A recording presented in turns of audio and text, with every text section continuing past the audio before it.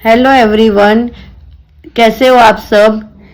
मैंने आपको section D में 20 आउट ऑफ 20 मार्क्स किस तरह से लाते हैं वो एक्सप्लेन किया था और उसके रिलेटेड मैंने 3 पेपर आपको सॉल्व करके दिए हैं। चैप्टर 5 प्रोबेबिलिटी के क्लियर, स्टैटिस्टिक के बाकी है पर बहुत सारे मार्क्स कवर होते हैं। पर मेरे बच्चों को रिक्वायरमेंट थी सेक्शन बी कि वो लोग बोलते थे सी और डी तो हम फिर भी कवर कर पा रहे हैं, 20 आ रहे, मतलब थियरम उन लोगों ने कर ली होगी। आप सबने अभी तक पूरे साल में मैंने जैसे समझाया वैसे सम भी आप लोग टैली कर रहे होंगे।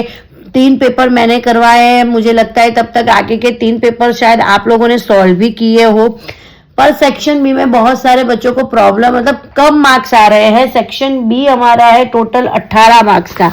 सेक्शन बी जो है उसमें आपको क्वेश्चन पूछे जाते हैं 13 में से आपको लिखने हैं 9 क्वेश्चंस। टोटल क्वेश्चंस होते हैं 13। टोटल 13 क्वेश्चन में से आपको 9 करने हैं, 9 अटेम्प्ट करने हैं, 9 के आंसर देने हैं। क्लियर, जिसमें 13 में से 9 को आपको आंसर देने हैं, जिसमें ध्यान दो अब एक चैप्टर जो हमने किया है वो इसमें कवर हो जाता है। कौन सा चैप्टर? चैप्टर 5।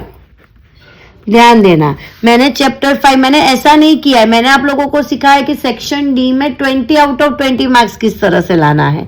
पर उसमें जो चैप्टर्स हमने लिए उसका मैंने section A B C D चारों करवाए हैं।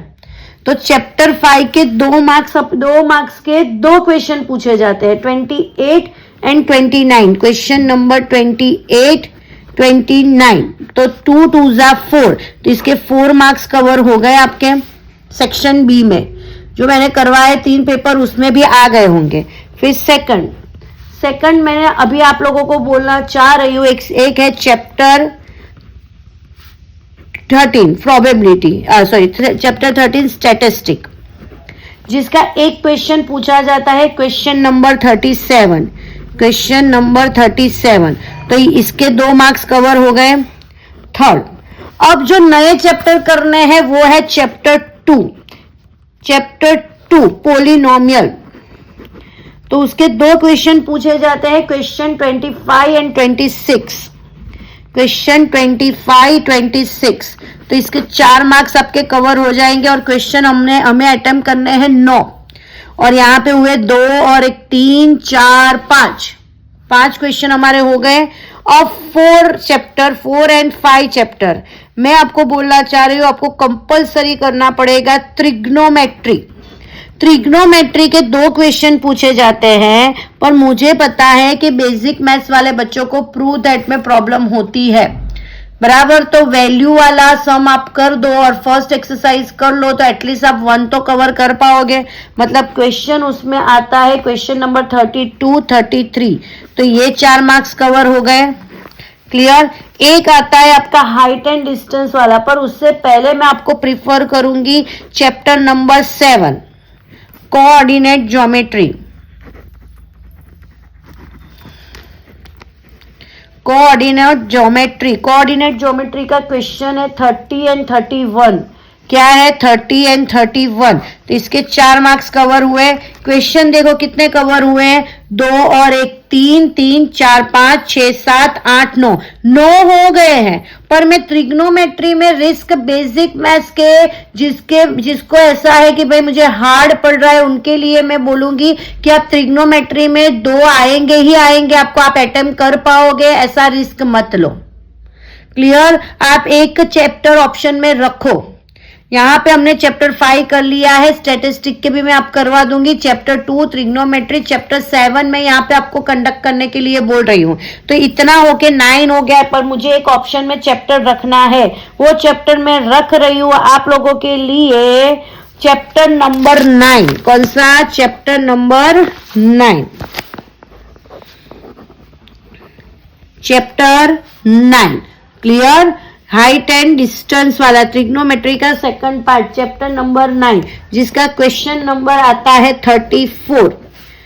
तो ये 2 मार्क्स कवर हो गए आपके।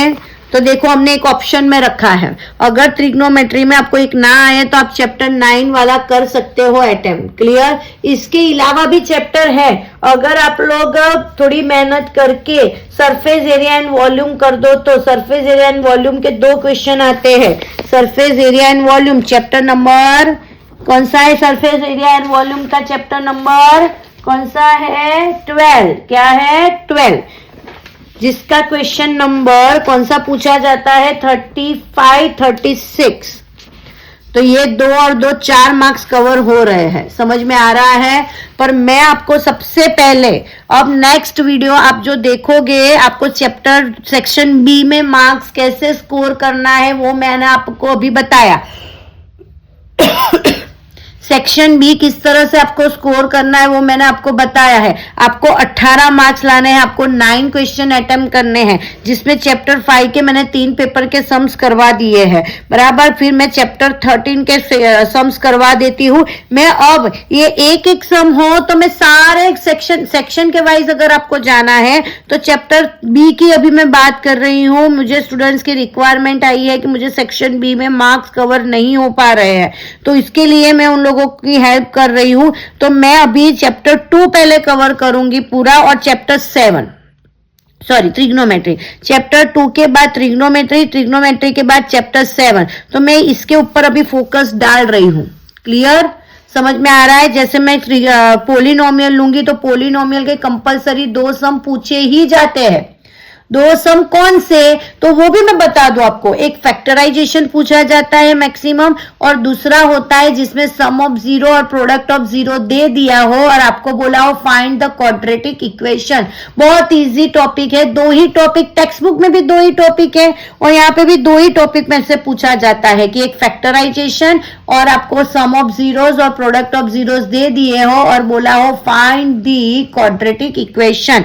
तो मैं उसके सारे सम आपको सॉल्व करवा देती हूं। जब तक आप लोग ये वीडियो देखोगे तब तक आपको दूसरे वीडियोस भी अपडेट होते जाएंगे। मैं अब कमेंट सेक्शन ओपन कर रही हूं, तो प्लीज अगर आपको ऐसे जैसे स्टूडेंट्स, मैं एक टीचर हूं, मैं क्लास पढ़ाती हूं, तो मेरे स्टूडेंट्स ने बोला कि मैम सेक्शन बी में हमें अब आपके वीडियोस से सेक्शन डी तो हम कर पाते, सेक्शन सी भी कर पाते, पर सेक्शन बी में हमें थोड़ा ज्यादा दिक्कत आ रही है मार्क्स कवर करने में। तो मैंने सेक्शन बी आप लोगों के साथ बहुत दिनों बाद, आप सबको पता है प्री बोर्ड एग्जाम चल रही है, तो आज फ्री होके मैंने सेक्शन बी आपके साथ शेयर किया है।